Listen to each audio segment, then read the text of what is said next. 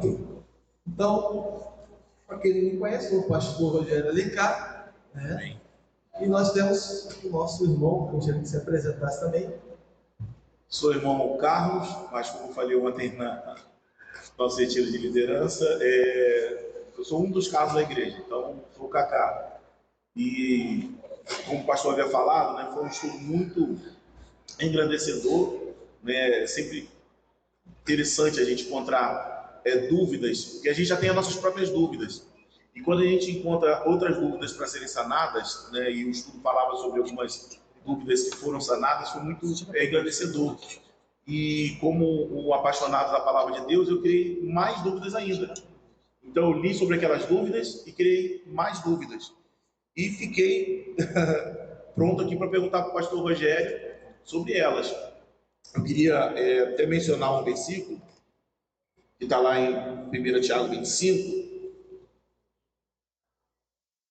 que diz o seguinte: mas aqueles que consideram atentamente na lei perfeita, a lei da liberdade, e nela persevera, não sendo ouvinte negligente, mas operoso praticante, esse será bem-aventurado no que realizar. Então ele fala sobre o conhecimento da palavra, não apenas para conhecer, mas para praticar. Então nessa prática, né, daquele estudo que foi feito, eu queria perguntar ao pastor Rogério, né, algumas dúvidas minhas. Antes da gente... Alô, antes da gente prosseguir, posso só fazer uma introdução para que os irmãos possam se situar?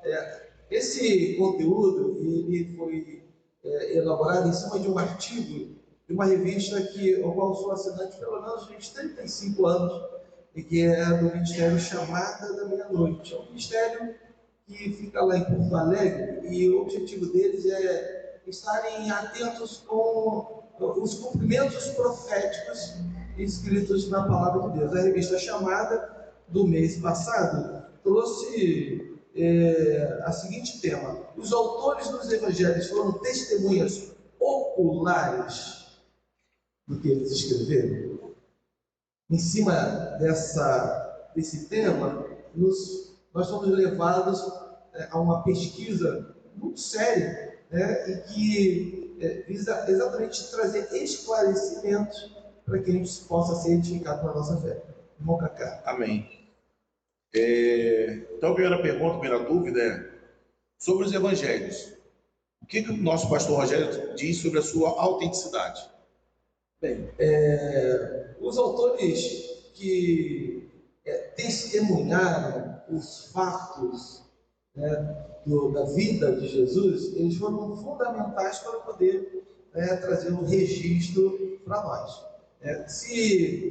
O que hoje a gente precisa ficar bastante atentos, né, que foi a forma como nós trouxemos a primeira mensagem, né, é que os relatos escritos, né, que foram registrados, eles fossem colhidos bem próximo ao fato ocorrido, que no caso seria a vida de Jesus Cristo. Né? Então, os escritos que têm maior lealdade, né, fidelidade com o relato, né, do que aconteceu, eles devem estar bem próximos ali no primeiro século da morte de Jesus. Então, eles têm que estar ali bem próximo ao ano 33. Jesus, o ministério dele, né, começou com 30 anos e morreu com 33 anos. Então, o ano 33 é o ano, né, depois de Cristo.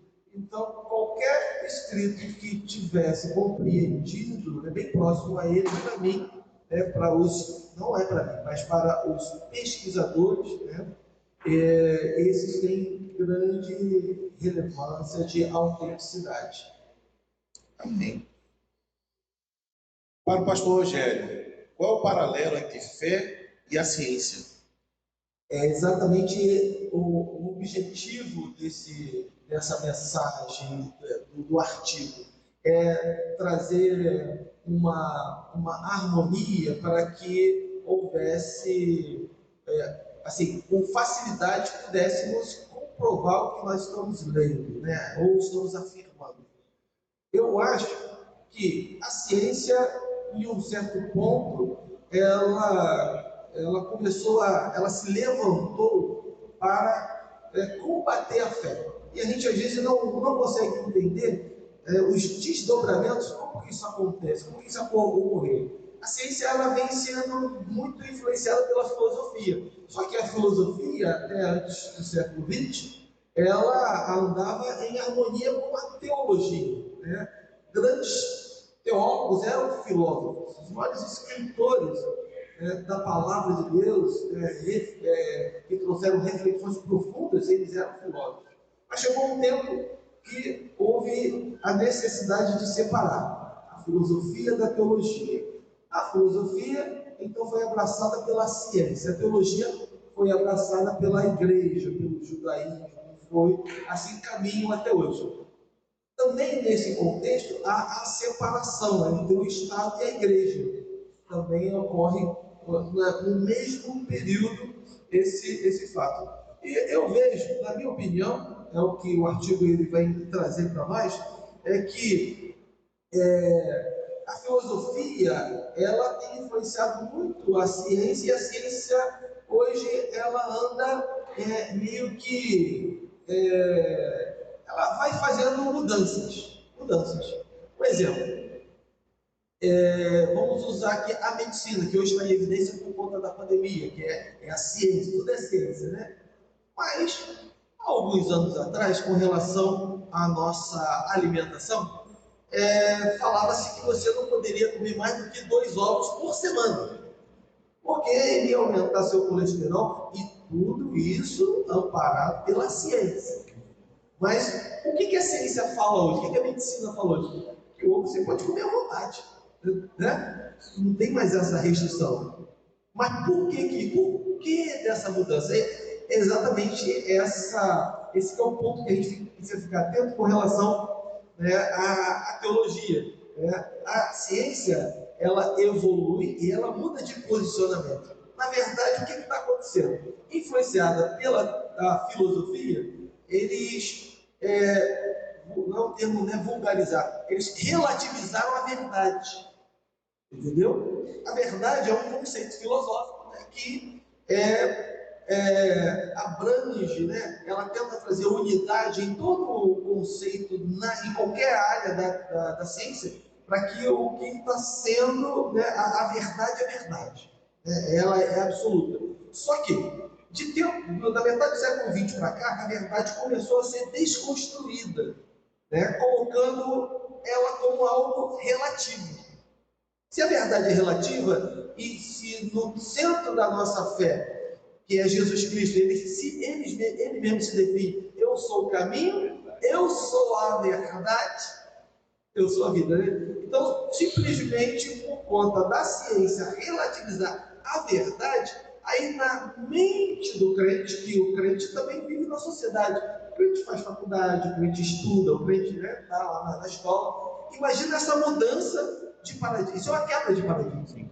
Relativizou a verdade. Então quer dizer que Jesus, ele também é relativo? Olha só. Imagina a salada de fruta que fica a cabeça do crente agora.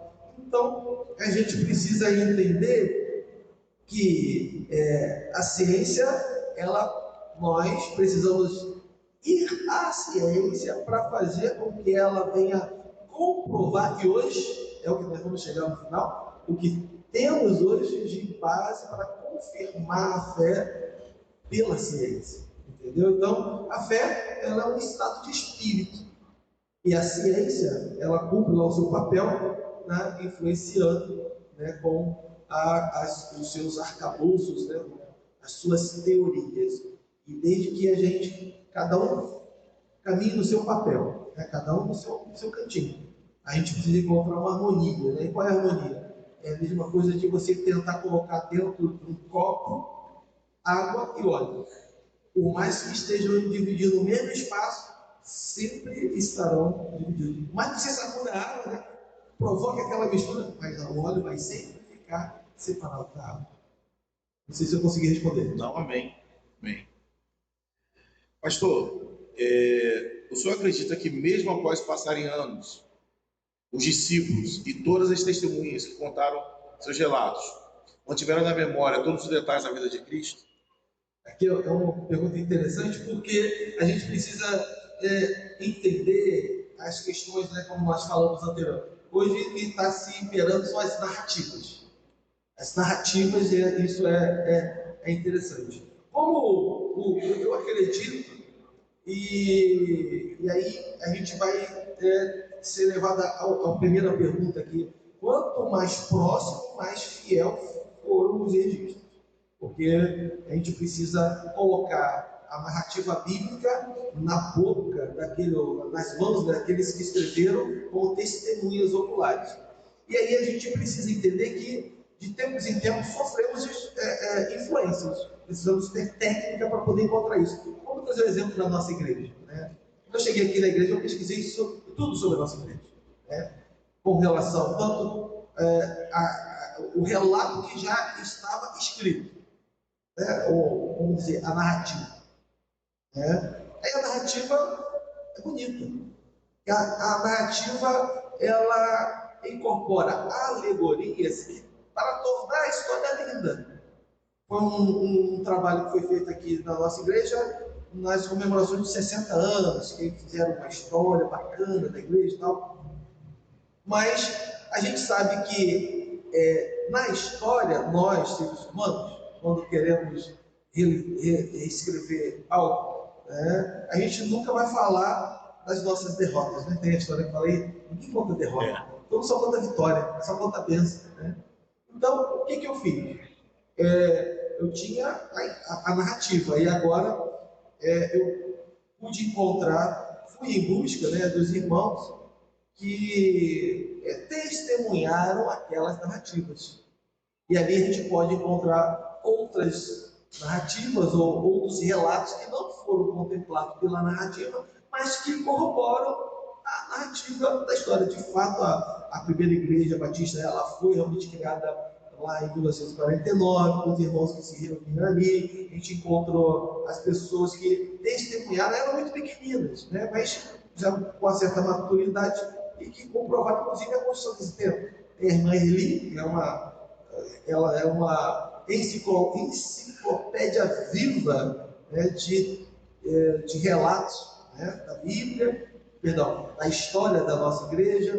Tem a própria irmã Dercília. A irmã Dercília é a benção, né? Minha tia. Sua tia, né? Eu fui convidado por ela quando ela fez 99, ela, pastor, você vai pregar, né, no meu centenário. E foi benção. Aí ela foi tão abençoada, vai pregar agora no 101 também. Amém. Amém. Então é uma benção, tem que visitar a nossa irmã. Mas enfim, a gente, então, eu acredito dessa forma. Os relatos, eles foram fidedignos. E hoje, como nós temos técnicas, né, científicas que conseguem colocar aqueles que escreveram a história bem próximo ali ao fato antes, até da metade do primeiro século, quer dizer, estou falando antes de 50.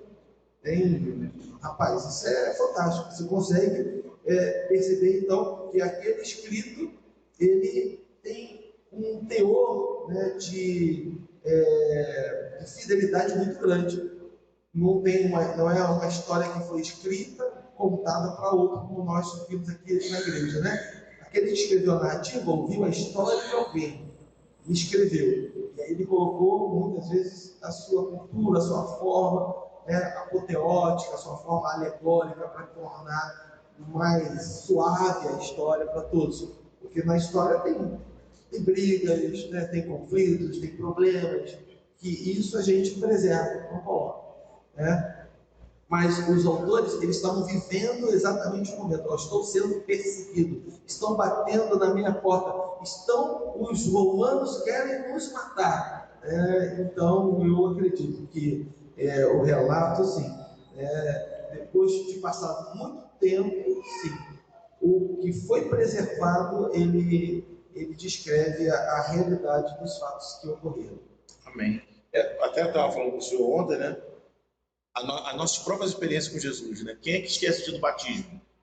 Quem esquece o dia que aceitou Jesus? Então são experiências nossas com Jesus que a gente não vai perder na memória. Então os que vivenciaram, andaram com Jesus, como eles poderiam ter esquecido dos detalhes, né? Pastor, como o senhor vê esses movimentos de combate à fé, combate à vida e à obra de Cristo, e combate aos textos bíblicos?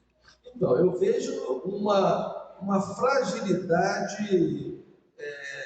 A minha preocupação nesse combate é a fragilidade intelectual do crente, principalmente os nossos jovens e adolescentes. O que está acontecendo hoje? A ciência ela tem que cumprir o seu papel. Nós estamos envolvidos estamos inseridos na sociedade. Temos que estudar, temos que ir para a faculdade. O que tem acontecido, que a ciência, com toda a sua instrumentalidade, né, com todas as suas ferramentas, ela está muito bem preparada para poder combater a fé, com as ferramentas dela. E o que está acontecendo? Nossos jovens estão indo para essa linha de batalha sem estarem preparados, com um conhecimento muito raso da fé, apenas, na verdade, com o conhecimento da fé. E se a gente quer preparar uma geração futura que venha combater isso ao ponto de resistir, a gente tem que aprofundar um pouquinho mais. E tem que mergulhar mais no profundo. Fazer com que os nossos jovens, os nossos adolescentes, a nossa igreja, ela possa também obter acesso a conteúdos que venham justificar, né, venham fazer com que elas venham permanecer firmes nesse combate contra a fé cristã. Eu falo assim, eu fiz faculdade, eu fiz Direito na Estácio, apesar de eu não ter concluído, mas eu estudei, foram 3 anos e meio, né, de Direito. E o primeiro confronto que você enfrenta na faculdade é a desconstrução da fé. E eu me vi completamente insuficiente no meu conhecimento para poder combater. Foi quando eu me direcionei para o seminário na teologia e sempre busquei me aprofundar com as ferramentas da ciência para poder combater exatamente o que tentam fazer com a cabeça do jovem, né? Lá na faculdade, na escola hoje também. É que nem a gente vê as teses que existem sobre a criação. Existem teses que são científicas, ambas, né? A tese que é fundamental, é a principal hoje, né? A principal, apesar que tem uma série de problemas nela, que é o evolucionismo e tem o criacionismo. São 2 teses científicas, as duas. Ambas têm base, se sustentam dentro do seu ambiente. O criacionismo, ele se sustenta dentro do arcabouço da fé. E o evolucionismo, ele se defende dentro do arcabouço da ciência. O que ocorre, né? O confronto dessas duas, aí vai ali para a dialética de Engel, né, onde o confronto de uma tese, de uma antítese, né, vai vir a essência, a síntese daquilo, que a gente pode gerar algo importante. E isso tem ocorrido desde da divulgação da teoria da evolução da espécie, né? Ambas se sustentam e a nossa preocupação hoje é tornar o nosso jovem, o nosso crente, o nosso adolescente capaz de, quando eles estiverem lá na ciência, na faculdade, na escola, possam ter os argumentos, não para criar um ambiente hostil, de combate de ideias, não, para saber que muito do que se está falando, muitos não se sustentam. Tem muitas teorias que vão precisar mais de fé. Tem muita teoria da ciência que precisa mais de fé do que a própria teoria da igreja. Tem detalhes aí importantes nisso. Não sei se você sabe, aquela construção não sei se os irmãos devem lembrar, né, no livro de ciência, mostra aquele quadrinho da evolução até chegar o ser humano, o homem vindo do macaco. Ali tem cada construção daqueles símios, né? Ele foi construído a partir de um dente, só para você ter ideia. Toda aquela imagem foi construída de um mundo, são vários, né? Até chegar o Homo sapiens, tem vários. É como simbolizando que o homem passou por várias fases, né? E um deles ali, ele foi construído a partir de um dente, que depois de muitos anos descobriu-se que nem de macaco era de porco.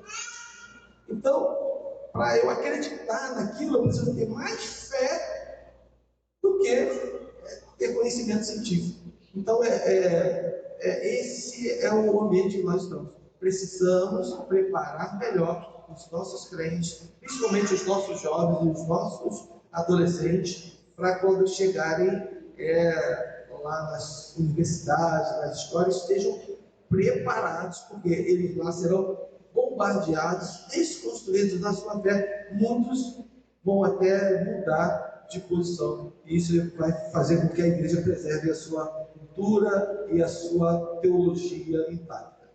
Amém. O pastor disse, né, é importante porque muita gente diz por aí que a ciência prova. Nem tudo a ciência prova. Muita coisa a ciência acredita. Essas teses, essas teorias são muitas baseadas em crença. E nós temos a nossa verdadeira crença, né? Amém. E é perigoso a gente estar falando assim, e aí vai botar, quando a gente estava querendo gravar, e botar lá no YouTube, né, no Facebook. Se começa essa palavra da forma como está, a gente é bloqueado. Porque nem liberdade hoje nós temos mais para podermos afirmar isso que nós estamos acabando de falar aqui, que é tudo comprovado cientificamente. Pastor, o que o senhor disse sobre as incongruências encontradas na Bíblia? Até se tem um exemplo, né? O sermão de Jesus, que é conhecido como Sermão do Monte, mas também tem um dito que ele foi dito numa planície. Então, como é que o senhor fala sobre essas incongruências? Então, essas incongruências elas são narrativas que são excelentes para poder a gente aprofundar, porque tudo vamos levar a questionamento, e o questionamento, aí vem a filosofia nos alimentando, que vai nos permitir, né, nos aprofundar, fazer as perguntas certas para encontrar as respostas, que hoje o que impera é exatamente isso, né? Não é ter as respostas certas, é a gente saber fazer as perguntas certas. É isso que tem imperado, né, no nosso meio. Então, isso vai ajudar o quê? Não vai mudar a essência. A essência da nossa fé, ela está muito além das narrativas. A fé é fé. A nossa fé em Jesus Cristo, qual é a base da nossa fé em Jesus Cristo? Primeiro, acreditar que Ele veio, né, enviado por Deus, viveu entre nós, nascido de uma virgem, cumprindo a profecia de Isaías. Ele viveu durante 30 anos, Ele morreu pelos nossos pecados e ressuscitou. Na ciência, ele vai até, com alguns questionamentos, chegam até a morte. Na ressurreição eles se venciam, porque eles não têm como afirmar, né? Então, e nós não, nós vamos até a ressurreição de Jesus Cristo. Então, essas incongruências, a gente precisa com muita seriedade, né, encará-las e ver que muito do que foi escrito pode também ter sofrido a influência do escritor, né? E por alguns detalhes pode não ter registrado de modo fidedigno. Um exemplo, eu acho que eu apresentei o irmão, quando nós estávamos nos preparando, no mesmo livro de Atos, né, no início da conversão de Paulo.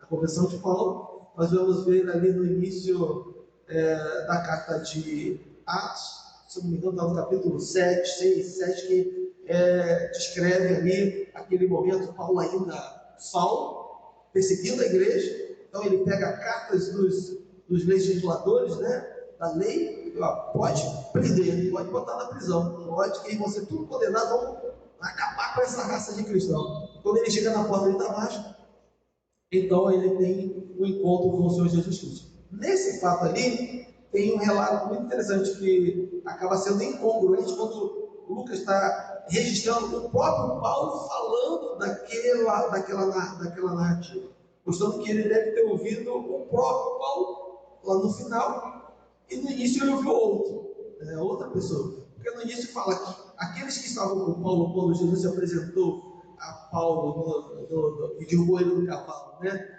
na entrada de Damasco, Os que estavam com Paulo, eles ouviram a voz, mas não viam a luz.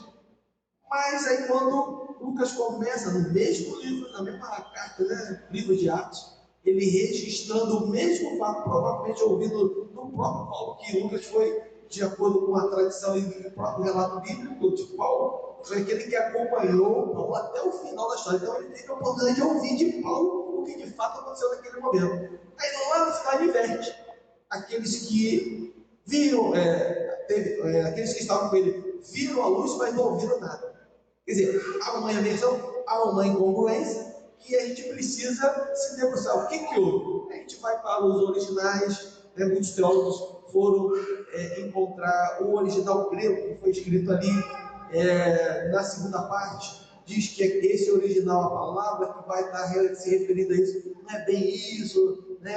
Aí tem ali uma tentativa de fazer um remendo, mas na verdade eu acredito. O que de fato ocorreu é que Lucas, no início de Atos, ele não era tão próximo assim a Paulo, ele encontrou Paulo exatamente no processo de construção, então ele ouviu a narrativa de outros, quem sabe até daqueles que ouviram, né, falar, né, daquele momento de Saulo se transformando em Paulo. E agora, no final, ele já está escrevendo o que de fato ouviu de Paulo. Né? Isso, para mim, tem uma grandeza assim espetacular, porque essas incongruências aparentes, incongruências, tem muito mais a nos alimentar na nossa fé, a confirmar o fato ocorrido, que é o que é importante para nós, de fato alterar a essência, saber se aqueles que ouviram está diferente lá atrás, na verdade não ouviram e só viram, altera a essência de que de fato Paulo se converteu? Não. De fato, Paulo se converteu. Tanto que hoje nós estamos aqui debruçados, somos o alicerce que a igreja ocidental, né, ela foi construída sobre os argumentos de Paulo. Então não alterou a essência. Né? Então eu vejo assim, essas incongruências, existem outras que a gente pode botar em outros debates, mas eles nos alimentam mais, nos constroem mais do que nos desconstroem. E também prova, né, pastor, que não houve uma revisão da Bíblia, alguém que tentou manipular, como um vestígio, né? Exatamente isso que a gente falou aqui no início, né? Eles não colocaram alegorias. Principalmente o Lucas. Lucas, ele já entra comprometido em registrar fielmente o fato, como aconteceu. Ele se coloca. Diz aí a história que Lucas nem convertido era quando começou a registrar. Ele se converteu no processo. Interessante isso. Então, isso é fantástico. Amém. Pastor, o que devemos fazer quando ouvimos ataques diretos à nossa fé? Bem, primeiramente, nós não devemos cair na armadilha que eles querem, que é briga. Né? Se a gente for olhar a própria história de Jesus Cristo, ele, nos seus principais confrontos com os doutores da lei, né? os que presidiam ali o templo, né? O sinédrio, ele respondia com silêncio. É a melhor forma de responder. Né? Mas o silêncio não é um silêncio porque você tem medo ou porque você não tem argumento. O silêncio só é capaz de fazer aquele que tem pleno conhecimento daquele fato. Né? Por exemplo, às vezes você, num debate qualquer da vida, né? Tem pessoas que começam a conversar e vamos botar um exemplo chulo aqui. Não, 2 e 2 são 5. Mas você sabe que 2 e 2 é 4. O que vai adiantar eu discutir? Vai mudar? Eu tenho que acreditar. Aí, muitas vezes, você vai ter que fazer o silêncio. O silêncio que Jesus faz é exatamente isso. É o desprezo pela falta de conhecimento apresentado pelo opositor. Ele escuta, não, 2 e 2 é 5, 2 e 2 é 5, grita, gosta, faz. Aí ele, amém. O que vai adiantar fazer? mudar, tentar mudar, não vai adiantar. Então, tentar entender esse silêncio, ele precisa estar por trás de uma grande formação, de um profundo conhecimento do que nós estamos conversando. Se você detém esse conhecimento, então o seu silêncio é o desprezo, e a pior coisa, que você quer acabar com uma narrativa, despreza ela. Faz o silêncio. Esse é o desprezo. E na sua vida de fé, no seu testemunho de fé, você vai sempre construindo, mostrando o contrário. Você tem muito mais chance de ser bem sucedido nos seus argumentos, sem perder a sua paz, sem perder a sua forma cristã de lidar, porque a gente tem que olhar o outro, né, como uma pessoa que não é um pobre coitado, mas é uma pessoa que também é amada por Deus, e como seu semelhante, isso é um respeito a ela. Eu vejo dessa forma. Amém.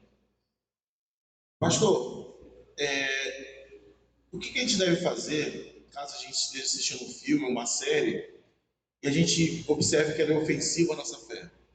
E hoje é muito importante isso, né? Porque a gente constrói algo na igreja, constrói no sentido de trazer a interpretação da narrativa bíblica, todos os conceitos que nos permite nos conduzir na sociedade. Aí vem o filme e apresenta uma história completamente contrária àquilo.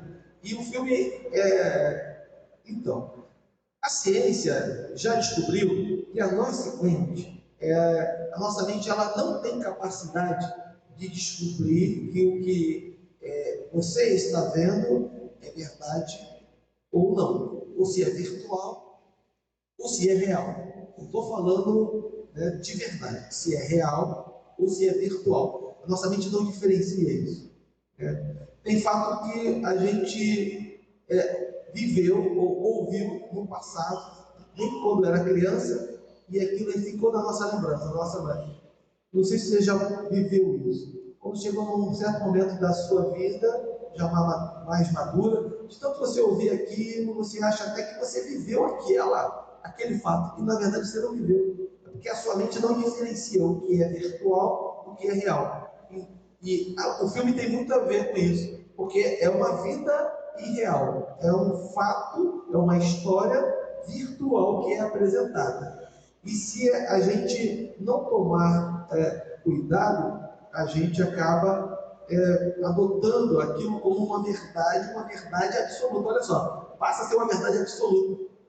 Um exemplo muito clássico disso são filmes que hoje registram, apresentam o comportamento das relações entre casais, com práticas sexuais que nós não, como que o cristianismo não defende, porque o cristianismo ele